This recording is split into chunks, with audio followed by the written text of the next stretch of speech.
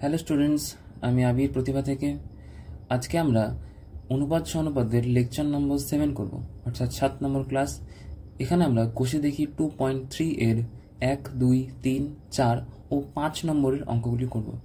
এটির পৃষ্ঠা নম্বর 32, তোমরা বই অবশ্যই দেখে নেবে।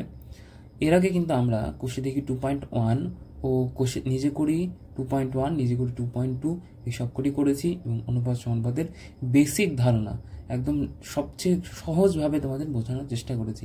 তোমরা অবশ্যই সেই ভিডিওগুলি দেখে নেবে। তো চলো বেশি দেরি না করে আমরা আজকে স্টার্ট করি। বলতে থাকো, গত বছর রসকুণ্ডু গ্রামে স্বাক্ষর ও অক্ষর পরিচয়হীন লোকের সংখ্যা ছিল 4:1।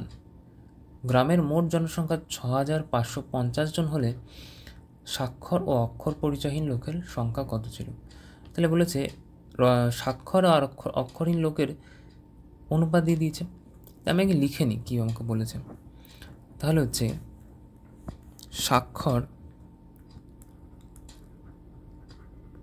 স্বাক্ষর ও অক্ষর পরিচয়হীন, স্বাক্ষর মানে যারা হচ্ছে শিক্ষিত বা যারা হচ্ছে অক্ষর চেনে, আর অক্ষর পরিচয়হীন মানে যারা হচ্ছে অক্ষর চেনে না বা তারা অ ক খ জানে না এমন লোক। স্বাক্ষর ও অক্ষর পরিচয়হীন লোকের সংখ্যার অনুপাত হচ্ছে 4:1। মোট জনসংখ্যা কত বলে দিয়েছে দেখো। মোট জনসংখ্যা কত? 6,550 জন। 6,550 জন। তাহলে দেখো, ভালো করে দেখো, স্বাক্ষর আর অক্ষরের মধ্যে স্বাক্ষর আছে 4 ভাগ আর অক্ষর আছে 1 ভাগ। মোট জনসংখ্যার 4 ভাগ আছে স্বাক্ষর আর 1 ভাগ আছে অক্ষর। তাহলে আমি এভাবে লিখতে পারি, দেখো, অতএব স্বাক্ষরের সংখ্যা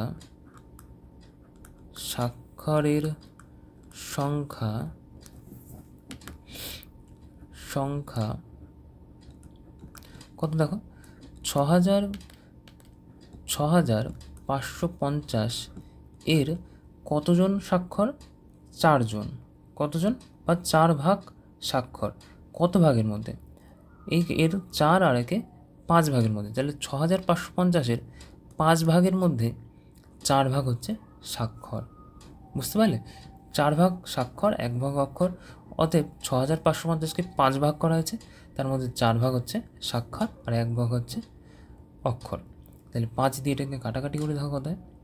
5 অক্ষে 5, এটা কাটলে 5 অক্ষে 5, 15, 3 5 15, 5 অক্ষে 5, 0, মানে হচ্ছে 1310 গুণ 4। এটা গুণ করলে কত হবে দেখো, 4 0 0, 4 অক্ষে 4, 3 4 12, 2 হাতে 1, 4 অক্ষে 4 অক্ষে 5, 5,240 জন। ঠিক আছে, তাহলে অক্ষরের সংখ্যা কত হবে?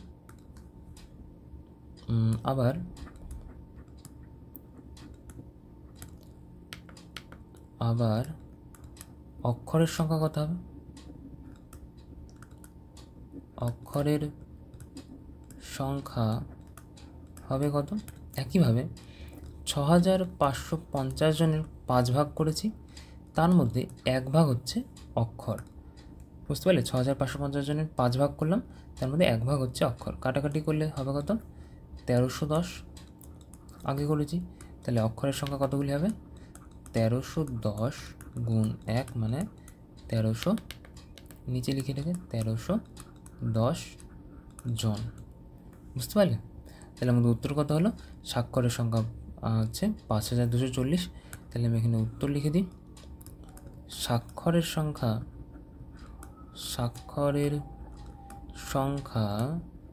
হচ্ছে কত? 5,240 ও অক্ষরের সংখ্যা কত? অক্ষরের সংখ্যা হচ্ছে 1,310 জন। আশা করি বুঝতে পারলে অঙ্কগুলি। ঠিক আছে, আশা করি বুঝতে পারলাম অঙ্কটা কী করে করলাম। প্রথমে অনুপাত দেওয়া আছে, সেই অনুপাতের মধ্যে মোট জনসংখ্যা দেওয়া আছে। তাহলে এখান থেকে স্বাক্ষরের সংখ্যা বার করলাম কী করে, 6550 জনের মধ্যে 4 জন হচ্ছে আমার 5 ভাগ, 6550 জনের মধ্যে 4 ভাগ হচ্ছে স্বাক্ষর, কত ভাগের মধ্যে, 5 ভাগের মধ্যে। তাই 6550কে 5 ভাগ করলাম, তার 4 ভাগ হচ্ছে স্বাক্ষর। একইভাবে অক্ষর কোনটা, 6550-এর 5 ভাগ করলাম, তার মধ্যে 1 ভাগ হচ্ছে অক্ষর। তাহলে উত্তর কত, স্বাক্ষরের সংখ্যা হচ্ছে 5240 আর অক্ষরের সংখ্যা হচ্ছে 1310। ঠিক আছে, আশা করি বুঝতে পারলে। তো দেখো নেক্সট অঙ্ক আমাদের কি বলেছে, এটা হচ্ছে 2 নম্বর অঙ্ক আমাদের। ঠিক আছে, এটা হচ্ছে আমাদের 2 নম্বর অঙ্ক। বলেছে 6040 টাকার বিশু 6040 টাকা বিশু অপর্ণার মধ্যে 5:3 অনুপাতে ভাগ করে দিই, কাকে কত টাকা দেব। একই অঙ্ক। তাহলে এখানে উত্তর করি। তাহলে দেখো আমাদের বিশু অপর্ণার মধ্যে কত অনুপাতে ভাগ করছে। দেখো আমি এখানে লিখছি বিশু ও অপর্ণার মধ্যে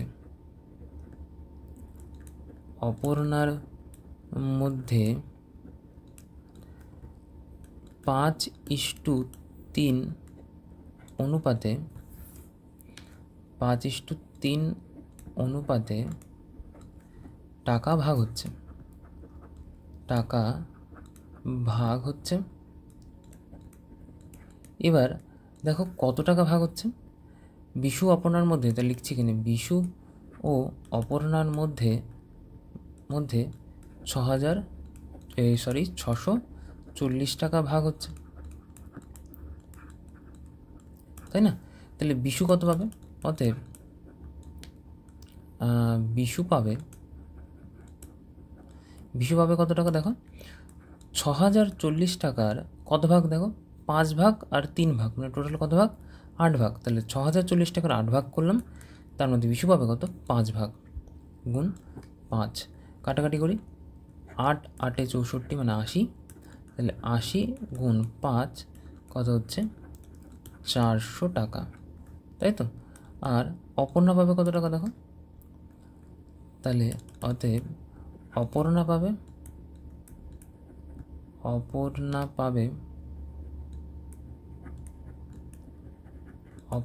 কত টাকা। একই রকম 6040 টাকার 5 ভাগ করব, তার মধ্যে 8 ভাগ করব, 6540 টাকার 8 ভাগ করব, তার মধ্যে হচ্ছে অপর্ণা পাবে 4 ভাগ। আগেরটা কত, 4 না, এটা 3 ভাগ হবে না, হ্যাঁ 3 ভাগ, তাহলে এটা 3 ভাগ, এটা হচ্ছে 3 ভাগ। তাহলে কত হবে, দেখো 8 দিয়ে যদি কাটি 80, তাহলে 80 গুণ 3 কত টাকা, 240 টাকা। বুঝতে পারলে এখানে কি হলো, আগের মতোই অঙ্ক, জাস্ট এখানে সংখ্যাটা একটু ছোট দিয়েছে। তাহলে আমরা উত্তর কি লিখব, তাহলে উত্তর হলো বিশু ও অপর্ণা প্রত্যেকে টাকা পাবে যথাক্রমে কত টাকা, একজন পাবে হচ্ছে 400 টাকা ও 240 টাকা। ঠিক আছে, 400 টাকা আর হচ্ছে 240 টাকা। নেক্সট অঙ্ক দেখো, নেক্সট অঙ্ক আমাদের কী বলেছে, একই রকম অঙ্ক প্রত্যেকটা। কোনো বিদ্যালয়ে 143 জন ছাত্রীর মধ্যে শুধুমাত্র গান করতে পারে, নাচ করতে পারে ছাত্রীর সংখ্যা এত, 9:2। যদি আরও 3 জন ছাত্রী গান করতে আসে তবে কি হবে।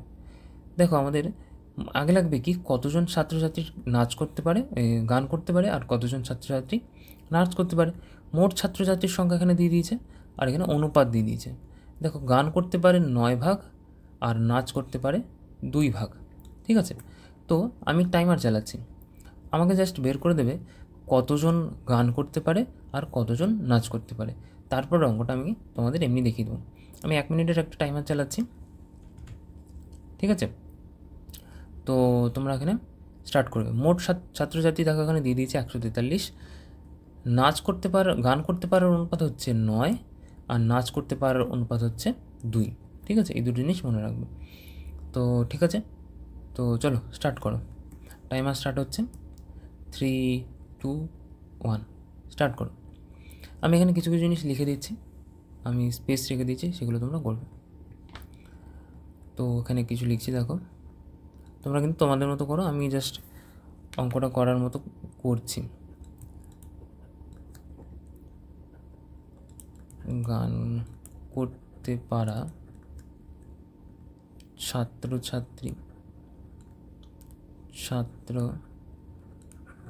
ছাত্রীর ও নাচ করতে পারা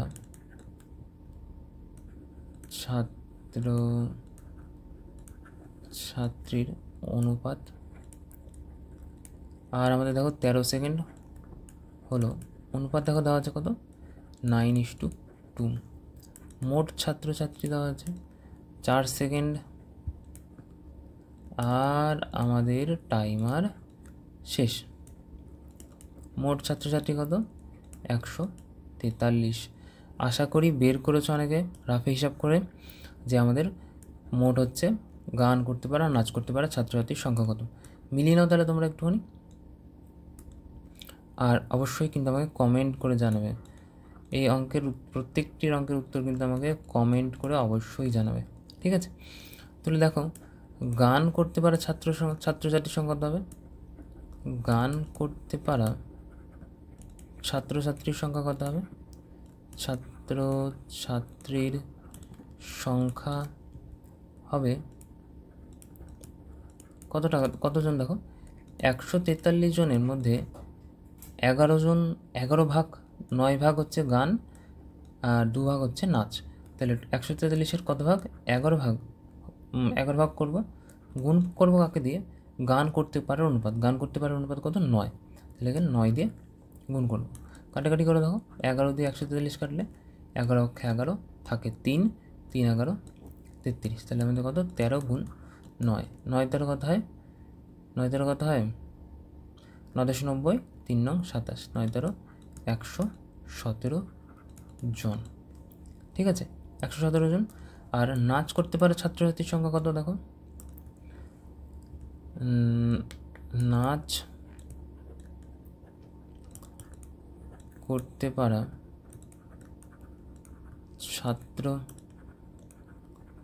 ছাত্রীর সংখ্যা কত, সংখ্যা হলো আবার একই 143-এর 11 ভাগ করব, গুণ করবো আমি কত দিয়ে, 2 ভাগ দিয়ে, কারণ নাচ করতে পারা ছাত্রছাত্রীর অনুপাত হচ্ছে 2। একই 11 দিয়ে এটা কাটলো, হবে হচ্ছে আমাদের 13। তাহলে 13 গুণ 2 হচ্ছে 26 জন। ঠিক আছে, নেক্সট আমাদের কী বলেছে দেখো, যে যদি 3 জন ছাত্রছাত্রী গান করতে আসে, 3 জন ছাত্রছাত্রী আর যদি গান করতে আসে, তাহলে গান করতে টোটাল এসছে কতজন, 117 জন। তাহলে নেক্সট পার্ট কি বলেছে, নেক্সট পার্ট বলেছে যে এখানে লিখব আবার 3 জন ছাত্রছাত্রী আরও গান করতে এলে মোট গান করবে এমন ছাত্রছাত্রীর সংখ্যা কত, এমন ছাত্রছাত্রীর সংখ্যা কত, 117 যোগ হচ্ছে 3 মানে 120 জন, তাই তো। তাহলে এবার আমরা জাস্ট অনুপাত করবো, কারণ নাচ করতে তো কেউ এক্সট্রা আসেনি, গান করতে এসছে। তাহলে এখন গান করতে আসা ছাত্রছাত্রীর সংখ্যা কত, 120 জন। আর নাচ করতে আসা ছাত্রছাত্রীর সংখ্যা কত, 26 জন, তাই তো। তাহলে আমরা অনুপাত করব যে গান ইস্টু নাচ করতে পারা ছাত্রীর অনুপাত হবে অনুপাত হবে কত দেখো, 120:120:26, কাটাকাটি করলে কত হবে 60:13। কেন আশা করি জানো, 120কে 60 দুগুণই 120 লেখা যায়, 26কে লেখা যায় 13 গুণ 2, 2 2 কাটলে 60:13 হয়। ঠিক আছে, আশা করি অঙ্কটা বুঝতে পারলে। আমরা কী করলাম, আগে নাচ করতে পারা আর হচ্ছে গান করতে পারা ছাত্রছাত্রীর সংখ্যা কিন্তু আমরা আগে কী করলাম, বের করে নিলাম। গান করতে পারা, নাচ করতে পারা ছাত্রছাত্রীর সংখ্যা আমরা বের করে নিলাম। তারপরে কী বলেছে, যদি 3জন ছাত্রছাত্রী আরও গান করতে আসে, 3জন ছাত্রছাত্রী গান করতে আসলে মোট ছাত্রছাত্রীর সংখ্যা কত হবে দেখো, 117 আগে ছিল, পরে 3 যোগ হলো, তাহলে 120 জন হয়ে গেল। তাহলে গান ইস্টু নাচ করতে পারা ছাত্রছাত্রীর অনুপাত কত, মানে গান করতে পারা ছাত্রছাত্রীর সংখ্যা আর হচ্ছে নাচ করতে পারে ছাত্রছাত্রীর সংখ্যার অনুপাত কত হবে দেখো, 120:26, কাটাকাটি করলে সেটা হচ্ছে 60:13 বা 60:13। তাহলে আমাদের উত্তর কত লিখব, উত্তর হচ্ছে যে, আমি এখানে উত্তর লিখছি, গান ইস্টু নাচ হবে কত, 60:13। বুঝতে পারলে? তো দেখো নেক্সট অঙ্কটা, আচ্ছা এটা 4 নম্বর অঙ্ক ছিল। ঠিক আছে, এই অঙ্কটা হচ্ছে আমাদের 4 নম্বর অঙ্ক ছিল, এটা আমাদের 4 নম্বর অঙ্ক ছিল। এরপর আমরা দেখব 3 নম্বর অঙ্ক। ঠিক আছে, 4 নম্বর অঙ্কটা আগে হয়ে গেছে, 3 নম্বর অঙ্কটা আমরা দেখব। দেখো 3 নম্বর অঙ্কটা কী বলেছে, এক বিশেষ প্রকার ইস্পাতে লোহা ও কার্বনের অনুপাত 49:1 হলে এমন 250 কুইন্টাল ইস্পাতে লোহা ও কার্বনের পরিমাণ লেখো। তাহলে আমাদের কি বলেছে দেখো, এক লোহা ও কার্বনের অনুপাত, তাহলে ইস্পাতে লোহা ও কার্বনের অনুপাত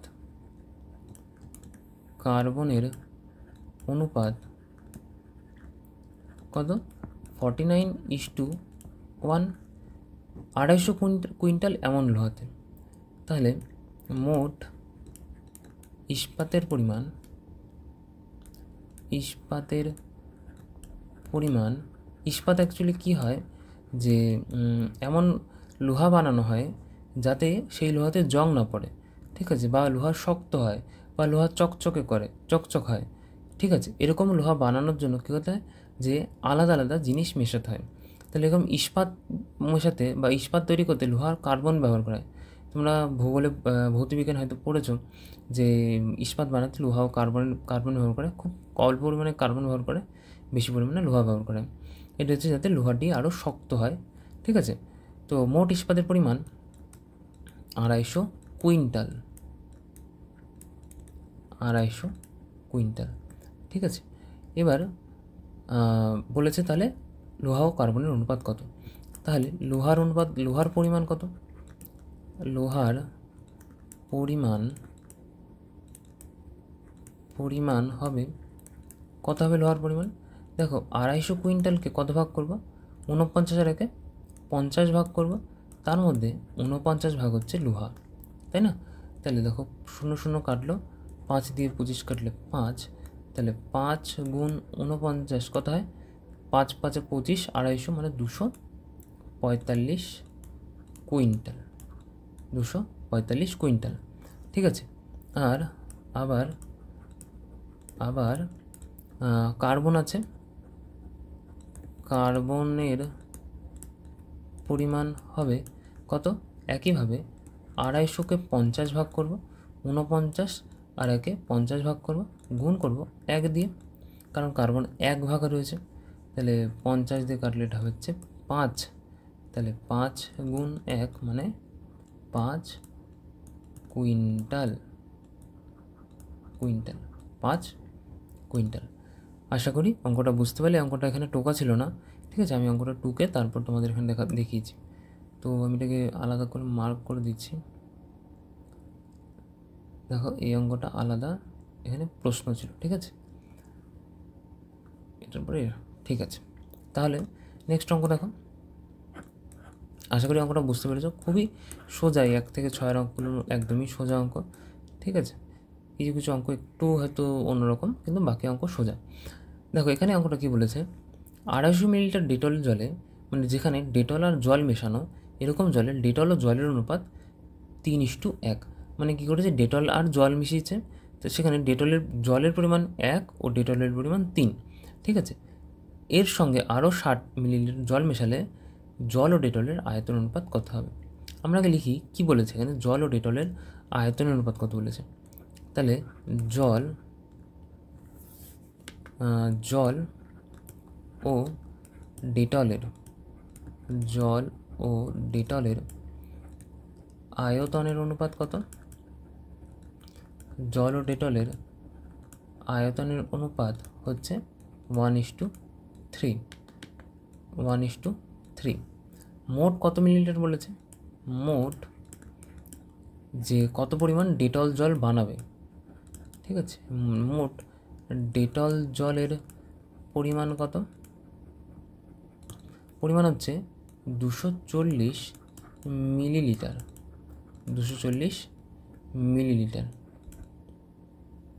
ঠিক আছে, এবার দেখো কী হবে। তাহলে বলেছে তাহলে জল আর ডেটলের পরিমাণ বের করতে হবে, কারণ কি বলেছে এখানে আরও যদি 60 ml আমি 60 মিলিলিটার জল মেশাই তাহলে অনুপাত কত। তাহলে আমি এখানে কী করবো, আগে জল আর ডেটলের পরিমাণটা বের করে নেবো। তাহলে অতএব ডেটল জলে, এখানে লিখি ডেটল জলে, ডেটল আছে কতখানি, ডেটল জল মানে ডেটল আর জলের মিশ্রণ। ঠিক আছে, সেখানে ডেটল আছে কতখানি, দেখো 250, তার মধ্যে 4 ভাগ হয়েছে এখানে, তা 240কে আমি 4 ভাগ করেছি, তার মধ্যে 1 ভাগ হচ্ছে ডেটল আছে, না 1 ভাগ হচ্ছে জল আছে, আর 3 ভাগ হচ্ছে ডেটল আছে। তাহলে 250কে 4 ভাগ করলাম, তাকে 3 দিয়ে গুণ করলে আমরা কী পেয়ে যাবো, ডেটলের পরিমাণ।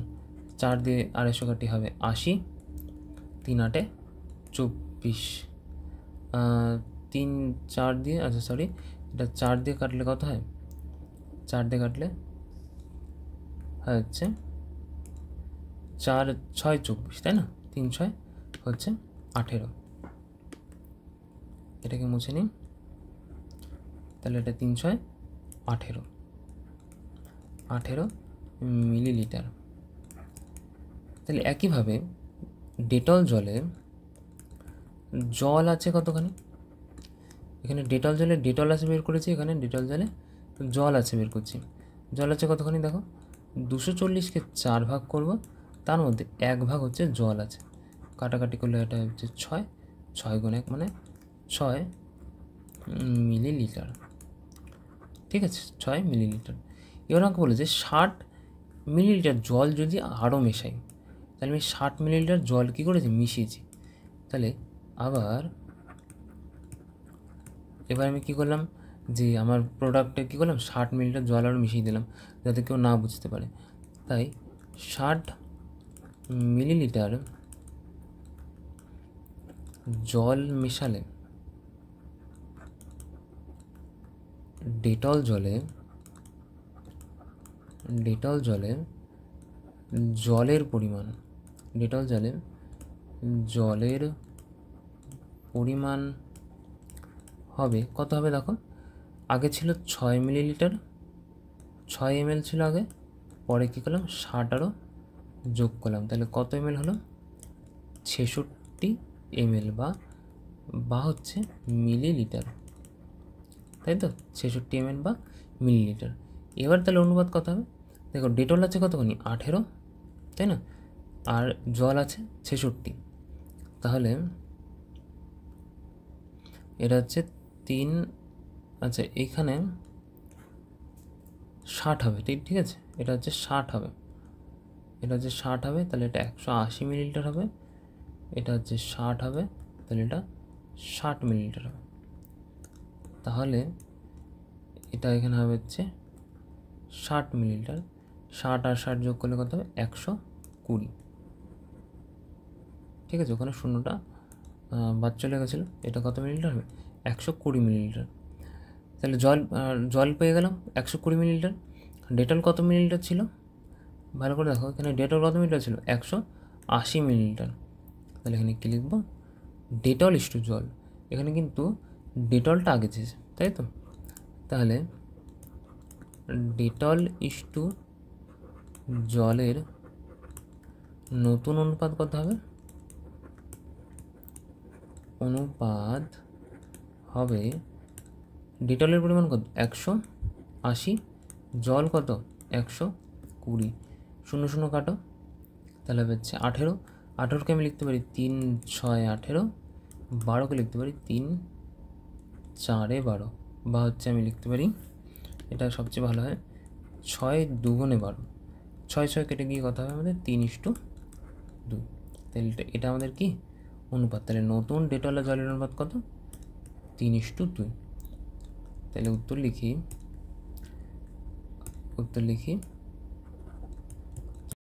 তাহলে উত্তর লিখি যে এটা হচ্ছে নতুন ডেটল, মানে নতুন ডেটল জলে ডেটল ও জলের অনুপাত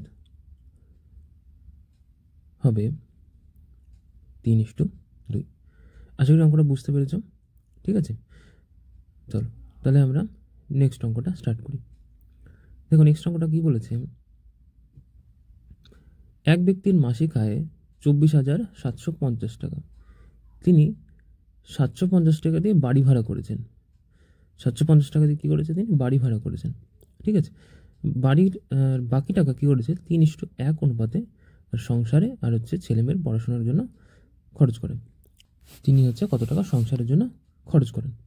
তো চলো শুরু করি। আমাকে লিখে নিই যে ব্যক্তির মাসিক আয় কত, মানে ব্যক্তি এক মাসে কত টাকা ইনকাম করছে। সেটা কত লেখা আছে দেখো, সেটা লেখা আছে 24,750 টাকা। ঠিক আছে, এবার সে বাকি টাকা হচ্ছে 750 টাকা সে বাড়ি ভাড়া দেয়। তাহলে সেটাও লিখে নিই যে বাড়ি ভাড়া দেয় 750 টাকা। ঠিক আছে, এই অংশটি এখানে একটু ভুল করা হয়েছে, তো পরে গিয়ে এটা ঠিক করা হয়েছে। তো বাড়ি ভাড়া দেয় এখানে 750, তোমরা এখানে 750 লিখবে। ঠিক আছে, তারপরে দেখো বাড়ি ভাড়া দেন 750 টাকা, বাকি টাকার 3:1 অনুপাতে সংসার খরচ ও ছেলেমেয়েদের শিক্ষার জন্য খরচ করে। তাহলে লিখি সংসার খরচ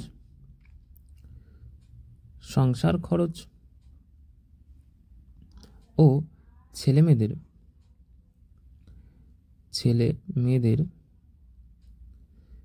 শিক্ষার খরচ, ছেলেমেয়েদের শিক্ষা খরচের অনুপাত কত হলো? অনুপাত হলো 3:1। এখানে সংসারের জন্য 3 আর ছেলেমেয়েদের জন্য 1 ভাগে টাকা দেওয়া হয়। ঠিক আছে, এই যে বাড়ি ভাড়াটি 750 টাকা, এখানে ঠিক করে নিলাম আমি, বাড়ি ভাড়া হচ্ছে 750 টাকা, 750। তাহলে দেখো সংসার খরচ ও ছেলেমেয়ের জন্য কত টাকা খরচ, কত অনুপাতে ভাগ করা হয়? 3:1 অনুপাতে। এবার এই টাকাটা আসে কোথা থেকে? এই টাকাটা হচ্ছে বাড়ি ভাড়া দেওয়ার পর যে টাকাটা পড়ে থাকে সেইটা। ঠিক আছে, বাড়ি ভাড়া হচ্ছে আমাদের 750 টাকা, মাসিক আয় হচ্ছে আমাদের 24,750 টাকা। তাহলে বাকি টাকাটা কত হবে? তোমরা অবশ্যই বুঝতে পারছো যে বাড়ি ভাড়া দেওয়ার পর বাকি টাকা হবে, বাকি টাকা যেটা থাকবে, বাকি টাকা হবে কত টাকা? দেখো 24,750 থেকে আমরা বাদ দেবো 750 টাকা, কারণ সে মাসিক আয়ের 750 টাকা সে বাড়ি ভাড়া দিয়ে দেয়। তাহলে তার কাছে কত টাকা থাকে? 24,000 টাকা। ঠিক আছে, এবার দেখো তাহলে 24,000 টাকারই কিন্তু 3 ভাগ হচ্ছে সংসার খরচ করে আর 1 ভাগ হচ্ছে ছেলেমেয়ের খরচ করে। তাহলে এখানে একটা জিনিস বোঝার, যে তাহলে কটা ভাগ হলো? 3 ভাগ যদি সংসার খরচ করে আর 1 ভাগ যদি ছেলেমেয়ের জন্য খরচ করে, তাহলে মোট ভাগ হলো 4 ভাগ। তাহলে এখানে লিখি সংসার খরচ হবে হচ্ছে, দেখো 24,000 টাকা, 24,000 তার 4 ভাগ, 3 ভাগ সংসারের, 1 ভাগ ছেলেমেয়ের, তাহলে 4 ভাগ গুণ হচ্ছে আমাদের সংসার খরচ হচ্ছে 3 ভাগ, তাই আমি কি 3 দিয়ে গুণ করলাম। কাটাকাটি করো, 6 24, তাহলে 6,000, তাই 6,000 গুণ 3 হচ্ছে 3 6 18,000। ঠিক আছে, 18,000 টাকা। তাহলে আমি এখানে একবার উত্তর লিখে দিই যে সেই ব্যক্তির 1800 টাকা বা 18,000 টাকা তার হচ্ছে কি সংসার খরচ। আশা করি তোমরা বুঝতে পারলে অঙ্কগুলি। তো এটাই আমাদের লাস্ট অঙ্ক ছিল। তো আজকের জন্য আমাদের এইটুকুই। ঠিক আছে, দেখা হবে আবার অন্য একটি ভিডিওতে। এই অঙ্কগুলো কিন্তু তোমরা অবশ্যই প্র্যাকটিস করবে। যারা একটু অসুবিধা হচ্ছে বুঝতে, তারা কিন্তু অঙ্কগুলো অবশ্যই দেখে নেবে আরেকবার। কেউ কিন্তু অঙ্কটাকে না বুঝে ঢুকবে না। তোমাদের যদি কোনো রকম সমস্যা হয় তাহলে কিন্তু আমাকে অবশ্যই কমেন্টে জানাবে। তাহলে কিন্তু আমি তোমাদের এই সমস্যাগুলোকে সমাধান করতে পারবো। ঠিক আছে, সমাধান করতে কীভাবে করবো আমি অন্য হয়তো কিছু উদাহরণ তোমাদের দিয়ে সেই সমস্যাগুলোকে আমি আরও ভালোভাবে তোমাদের বুঝিয়ে দেবো। কারণ অনুপাত সমানুপাত চ্যাপ্টারটা কিন্তু খুবই সহজ। তো ঠিক আছে, দেখা হবে তাহলে অন্য একটি ভিডিওতে।